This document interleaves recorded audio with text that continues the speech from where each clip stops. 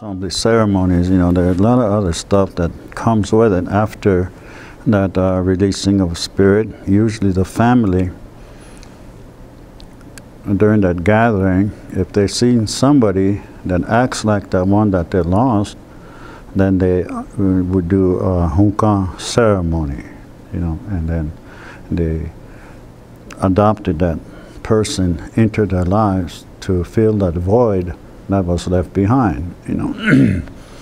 So I have about a couple of hunka mothers, because, you know, I was asked, they adopted me into their family in remembrance of that person that went into the spirit world, so that void would be completed, you know, and then they could go along, you know, go into their life as, you know, it was there through that hunka or adoption that they have as a ceremony. And so that was an important part of their life. And I know we did. When I lost one of my brothers, Mom went and adopted another young man to replace him. And so we call that person, I call him Misun, you know, because of that. And he's part of our family, even though that person have his own family.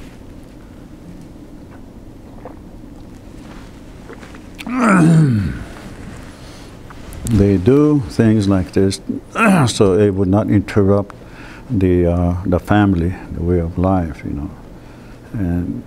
And so that's one of the things that the hunka ceremony usually did. They call that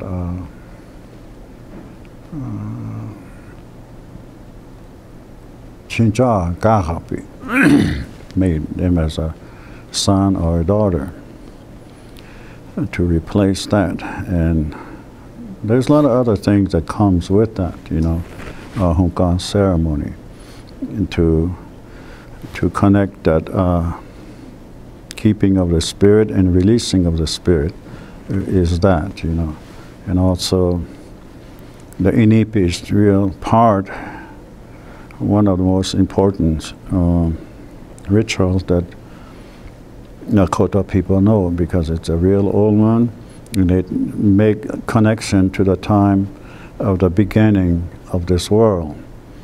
And when you go into the inipi, it's shaped like, you know, when you're under the Black Hills, everything is there. And in its physical presence, some they would say that it's like going back into the mother's womb. Because when you come out, you're crawling out, and you're really struggling to get up and to walk. You know, you stagger as you come out sometimes. And also as you crawl out from that inipi, the buffalo skull is there to remind us that they were part of our way of life, you know, and a pipe was there, and a little hill. So there's a lot of symbolic things in the inipi, the fire pit, the trail, and they use 16 willow or trees, sticks or whatever, to create that inipi. Usually the public or social inipi is usually faces towards east, as a reminder that the sun comes from there. And also when the white buffalo calf maiden came, it came from the east entrance. So there's a lot of symbolic ways of doing an inipi. And also for a spiritual or for medicine man, theirs would face west, where the thunder beings and other elements that were used by that medicine man usually comes from there. So there's usually faced west. If they're going to do, or somebody's going to do a vision quest or a vision that they have, then they face west So those powers will come and make connection with those persons in there, in that ceremony. And so it's, these are the things that Lakota people always have. And today we sometimes use ones that have facing west or some that have east. So, but it's the thought and how their spirituality will reconnect, and that's how they do it, and it's okay, you know, as long as the concept of how to preserve their way of life, their spirituality, and that's, you know, that's the important part of these ceremonies.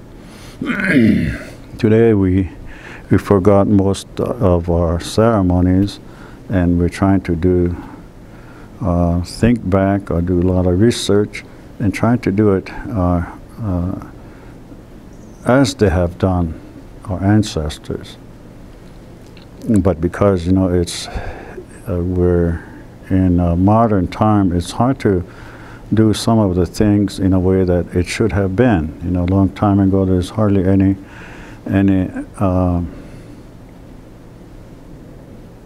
accessible things that we could do, because it's already was there, and we don't need to go long distance to take things, because it was always where the surroundings were, you know, we could go freely to do these things. No fences or no person who leases them. Sometimes they prevent us from doing some of these things with the medicine or the plants or whatever that we need for a ceremony. Is always completely open so that we could do that. But there are some hindrances that prevent most of us, you know, trying to do some of these things that it was done a long time ago. So even today, I think we have some portable inipi. We could go out to a hardware store or whatever it is and buy those inipi and do it. We can probably even do it in our living room if we have a big living room. And so everything is set up, you know, just like, you know, you shake it and it pops out into a conical shape that we can use for our inipi. I heard about it, but I haven't seen one yet, but I heard about it, a lot of it, portable inipi. And so it changes, but I hope the concept of our spirituality and the strengthening of that is still there, because we're in a progressive time. We have a lot of things that we're not even caught up to yet with the technician, how they're doing things, you know. I was even watching a commercial how two-person come and connect, touch the telephone, and everything in there on this side goes into that, on this side goes into that, and that's it, you know, how they do things.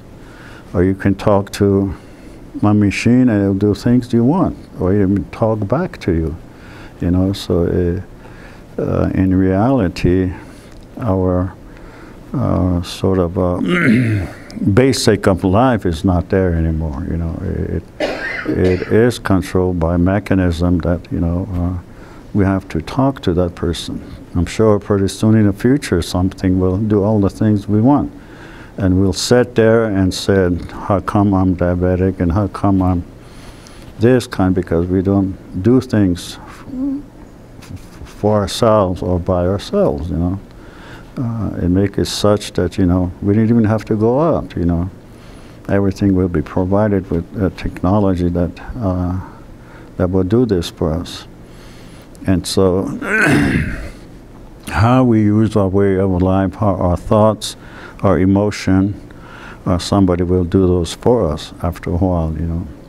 And then we'll just be a piece of something.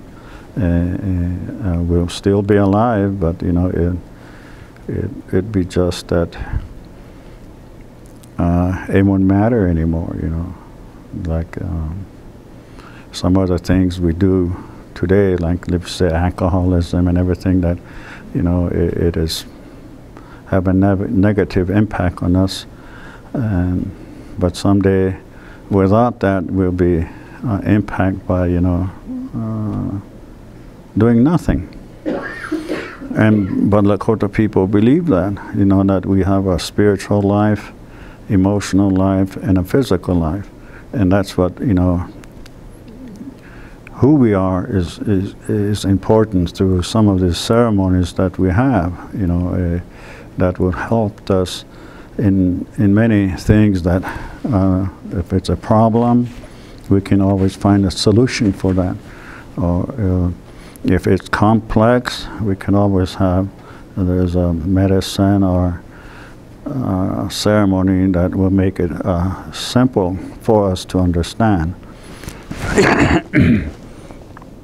And there are so many things like going on, like you said, we see on TV how a soldier went on a rampage of killing other human beings, that he probably would have controlled it if he understands himself. But because of military, those were instilled in him to do that, and with compounded with other, like alcohol, his action, and the training that he has been received, went into action without, him understanding it, because other ingredient or other thing that makes him do that without his own thoughts or feelings in it.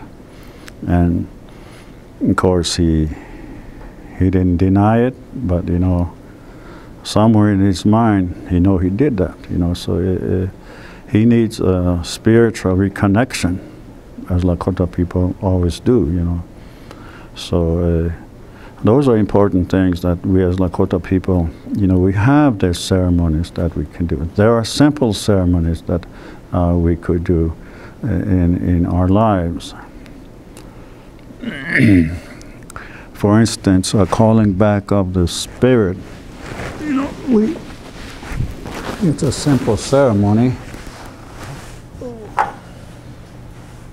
Today they use other kinds, but a long time ago it's a deer hide that they need. And these are things usually faces east. An altar will build here.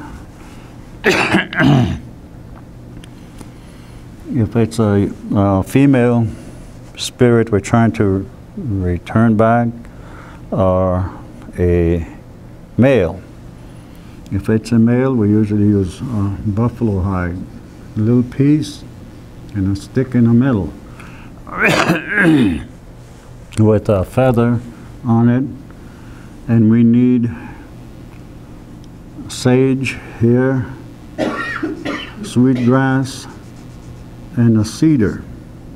Okay, and if it's a male, it's a brown eagle feather, and also for female, a plume from a brown eagle. And a bowl of cherries or plums for male. And a stick that they have, it shouldn't be too long, but it should be crooked in this area. With a female deer sinew or a buffalo sinew for men. They would have it connected in this way. And a feather would be hang here. Okay, and a person who's doing that, grandma or grandpa, mother or father, they would go clockwise to the fourth direction and calling back the child's spirit. Okay, what time it should be, and that connection to that spirit of the child should be able to reconnect and brought back into the ceremony. Okay, and those are simple ceremonies that could be used for that, because sometimes when you take a child out into the country where there's trees or something, the negative spirits are there. Anugite, Wakanka, Iktomi, they're all there. And they're trying to capture the spirit of that child. And then they would torment that child spirit, and the child still be alive, but it won't be worthless, so to speak. And also, when the twins are born, or before or after, they usually go to Bear Butte and do the same simple ceremony that, thanking the twin nation, that allowing them to come into the lives of that family. Okay. And twins usually, when they're both identical, it tells that, they're trying to trick anubite iktomi and those, from which is the real one that will capture the spirit. And after they debate and they argue and finally gave up, and that's the thought of the Lakota people. The twins are more important, they're powerful. Because of that, they could trick the negative forces, And after they do that, the nations will be safe from them. Because I know we probably do have a lot of our children, the spirits of them are taken by these negative forces. And it's important that we sometimes do that, to have a great superior nation as they used to be at one point in time, Everybody's intellectual, everybody understand one another, and how the Tioshpa is stronger, and good things come out of that, And so sometimes they do that, Every winter they do that. They're at home by themselves, and they have more time to think, and they have more time to do things that they wouldn't have done during the time of spring to fall. There are a lot of things that are going on, and so during the winter time is one of the important times of they call it Lakota time. That's when they do most of these things, and also getting tobacco during the winter time, chanshasha, or the willow that is need to use in a pipe. So during the winter time, these have been worked on by the ate, or the head of the Tioshpa at that time. And the ceremonies were thought of, how they could do these things in order to gain strength when the wetu comes, blood becomes awakening. So they do these things for them to survive as a nation, okay? And so we do have a lot of ceremonies that it's simple to do at home, without any a lot of things added to it, because everything should be simple without wasting a lot of time, because it's important time of their life, especially when the introduction of guns. That's when they're long range shooting and taking lives from distance, that they have to do things in simple way and get out of there, potential of attack. And so a lot of these ceremonies are simple, and yet today we sometimes overreact to it, and we do a big thing out of it.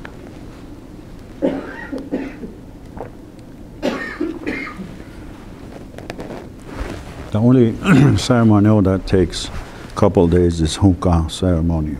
It takes time for families to get together, and it takes them time to think about how they're going to adopt those things into their lives. So it's a big thing. You really have to think about if this is what they wanted. They have to compromise somehow that, it is, and then continue from that. Because there's no turning back when you do this. It's for life, you know. You cannot just, well, I don't like him as a relative, so I'm going to drop this family, you know. You cannot do that because it's a lifetime compromise that you go through. And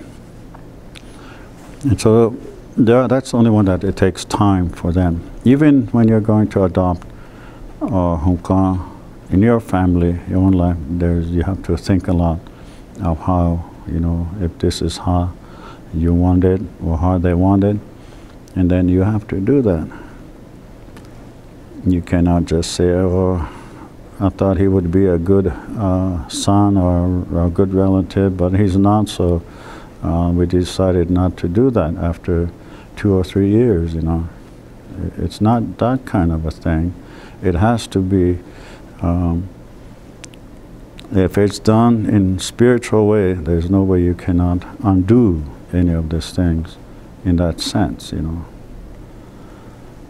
So if you do that, you know, they always say things come back around, you know. So it's important that you don't. When you make that decision is for life, you know. And so in the ceremonies, you really have to sit down and do these things. But others are for our survival, our spiritual survival. So those are needed every day of our lives. Hambalecha especially, that's for a person who cannot handle things or who cannot do things with the family. Then he go by himself, him or herself, into a place that is higher than anything, and they pray for whatever, need an insight or something that, you know, will help you, especially with the guidance of our Tongkashila and its other helpers, or maybe it would be an ego, or whatever it is, that will be a helper, your helper, throughout your, maybe how many years you wanted it, or for life. Or if you seek a vision, and if you're elected as a Gleska, you know, you need to really go to every year Hambalecha to understand that power that was given to that person. Okay, not everyone is a medicine man. They were born with it. Of course, you can share your powers or loan your powers to somebody else, somebody to use, you know. If a Teoshpaya don't have a medicine man, for some reason, I mean, there's no medicine man, then this other person could loan some of his power to a person that is been elected by that Teoshpaya, and him the powers of that other medicine man to continue the healing or to be a guide, a guidance counselor, so to speak, to that Teoshpaya, you know.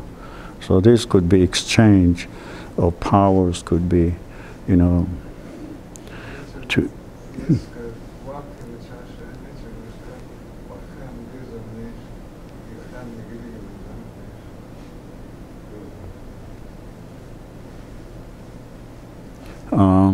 usually, if you're going to be a medicine man, you know, people will know. People will know that you're not normal as them, not in craziness, but in a way that, you know, people began to do that. Maybe someone began to use you as a medicine man, then people will follow, because people will already know, you know. For instance, if they're going to do that, they will watch, and all of a sudden you'll be asked to do healing. And or if you know it's what you are, but don't want to do it, you know, somehow it will, something will happen to make you do that. Because once you're appointed from the beginning of time, before you were born, there's ways of people knowing that. You know, maybe you act somehow and you don't know it, but people will know that. And then that's when you began to do what powers they gave you at that time.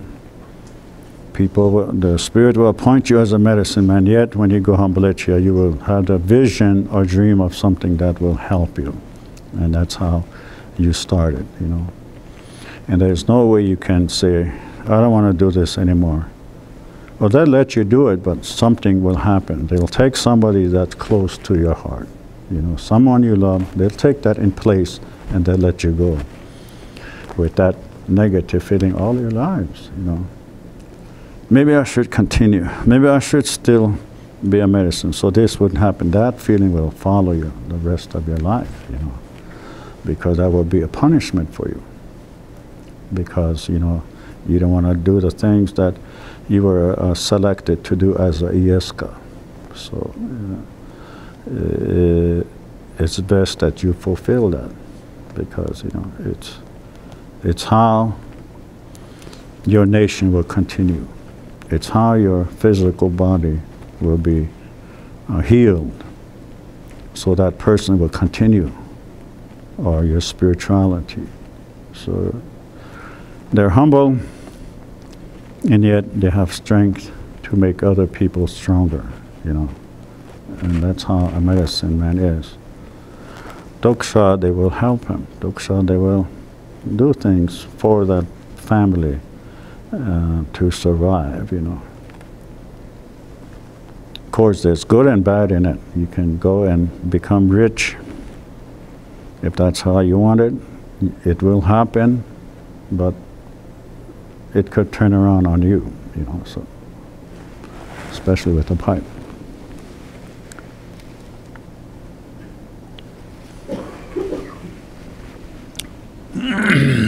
So sometimes when they were called, or knowing that it takes them until about 50s or 60 before they really began that vision that they were given, or a dream that was given to them, and experiencing all things, you know, it's best probably to do that when you're in middle age. Some start young, you know, and they fall apart, but some still continue. So it's up to the individual and how to work with the powers of the spirits, you know. But it's there. Every Tioshpa should have one, you know, to be a guidance. Maybe if that happens, none of the things that because things that we do are new to us. They're foreign, but alcohol, things that are new, we never expected that. Long time ago, it was just medicine that keep our feelings and our health in check. So those are simple things. Women understand the medicines, because fall, Grandma and I usually go look for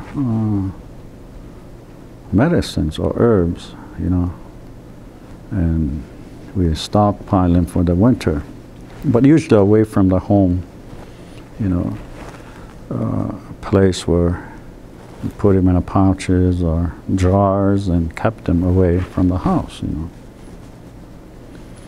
because we have a lot of visitors, you know, especially female, you know, so we kept the medicine away from the home, or especially in the spring, fall. If there's medicine there, snakes will be there, you know, they're guardians of the medicine. So one reason is that, one of the reasons is that, okay.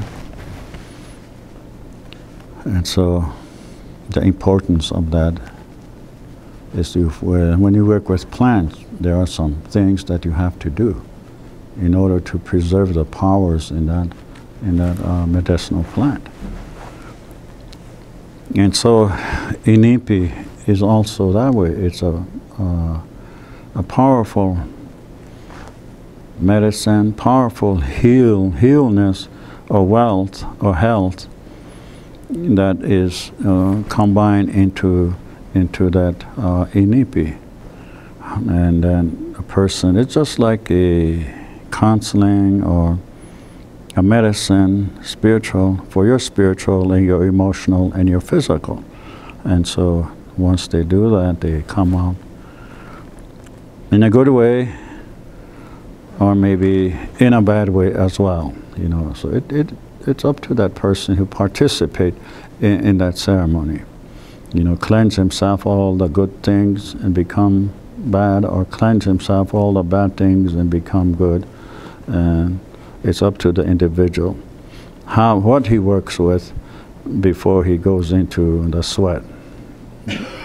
Or both could be balanced, and that person will be cleansed, you know, like a therapy. I've seen a lot of people who are alcoholics went into the inipi, I don't know how many times, but they come out sober live. Even some ran sun dances, you know, because they were used to. I know one person who comes back and have ankle bracelets, whatever it is, you know. Even had the car installed, so every 2 hours he had to blow in it to get it going. But he come up with ideas that, you know, he still drank, still went around. He had friends that, you know, blow in his thing, and then he continued. But going into ceremonies, inipi, and finally he's sober. So it helps in that way. It depends on that person's, his understanding of his situation or her situation, and ready to get help from other sources, and that helps that person to deal with that. So inipi is a sort of a counseling or a guidance, or, you know, for health and visions, you know. Sometimes people said they had a vision, and a vision that helped them in the future, not as a medicine, but a vision comes to them that this is something else, you know, something that I could do, an avenue that was shown to that person, and they follow that, and then they become healthy once again in those three areas of importance: the spiritual, emotional, and physical. And so inipi is there for us a long time, that, you know, it compiles or holds the creation, the earth, the water, the fire, and all the things that we need to live is in that place of inipi, the sweat, you know. And so that's one of our most important, and the other one is the humbletia, you know, our understanding ourselves as we are alone in a place, in an area that, you know, nobody will distract us but the spirits themselves, okay? So next time we meet, we'll go into the Viwangwa Chipi and others, and we'll look at the star knowledge as we meet. We only got about, after this, we only got about 3 weeks to go. So if you're not reading, you should be able to be close to the end of your reading, okay? And I'll think of something for your midterm. Those of you that don't turn in, you already got an F. But if you want to bring that up, I will get you